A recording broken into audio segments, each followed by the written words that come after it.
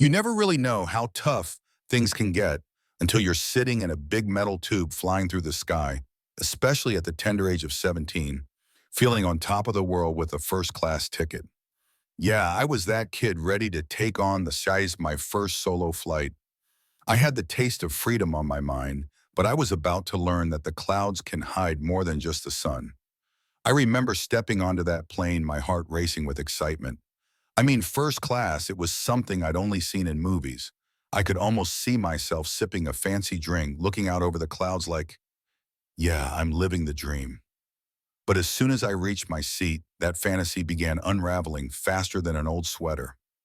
There she was, Sarah, the flight attendant, blocking the aisle with arms crossed, looking at me like I'd just stolen the last cookie from the jar. "Can I help you?" she asked, her tone sharper than a chef's knife. I smiled, held up my boarding pass, and said, "Actually, I'm just getting to my seat." But instead of letting me pass, she narrowed her eyes, her disbelief palpable. "Are you sure you belong in first class?" she shot back, voice dripping with skepticism, shouting for attention like it was an Olympic event. I could feel a few pairs of eyes on me waiting for my reaction.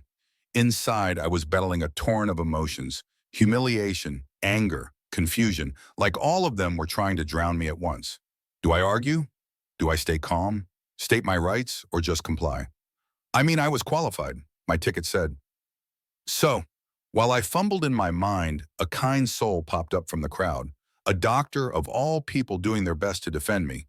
"Hey, he's been respectful," they said, rising from their seat, clearly annoyed with Sarah. "Do the right thing here." The tension escalated, but Sarah just rolled her eyes unfazed and summoned security. When the guard arrived, I thought maybe he would back me up, but instead he checked my paperwork, confirmed everything was in order, but then looked at Sarah, clearly confused by her persistence. "This is a first-class ticket," the guard told her, as if explaining the sky was blue. But even with the backing of a doctor and security, Sarah didn't budge. "I believe he should not be removed," she insisted, cutting through the air thick with disbelief. That's when I decided to take matters into my own hands. My heart racing, I pulled out my phone and dialed home what felt like 100 times. My dad, the CEO of one of the largest companies in the country, picked up his voice, calm but firm, though I could hear frustration simmering below.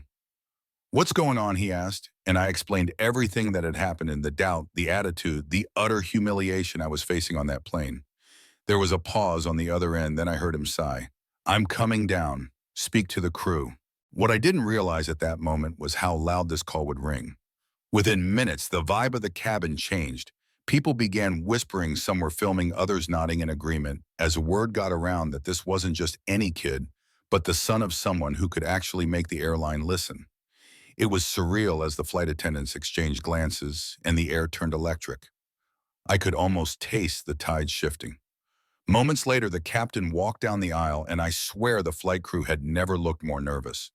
"We're grounding the plane until this matter is resolved," he announced, and I could hear a collective gasp. As if on cue, an avalanche of support erupted from the passengers. "That's right. Good for you." They rallied behind me like I was their underdog hero. The incident went viral faster than a cat video on social media. Soon enough, hashtags were trending, news outlets picked up the story, and it blew up all over the internet. But for me, it was more than just an incident. It was the start of something bigger. In the aftermath, the airline realized it had a massive problem. Passengers began speaking out against discrimination. They tightened their policies, launched training sessions for their staff, and Sarah, well, she chose to do bias training and started hosting diversity workshops. But Tom, the guy who was supposed to enforce the rules, got caught in the fallout. Yeah, he was out of a job, but I wasn't done either. Fueled by this experience, I started a foundation called Dignity in Travel, aimed at advocating against discrimination in the travel industry. I wanted to ensure that no one would ever have to face what I did ever again. Reflecting back, that moment on the plane gave me courage and helped me realize something important. Sometimes you have to fight for your dignity, for what you deserve, even when it feels like the world is against you.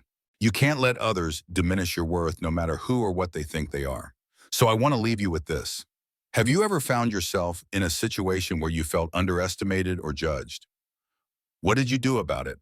Your stories matter, and they can inspire change just like mine did.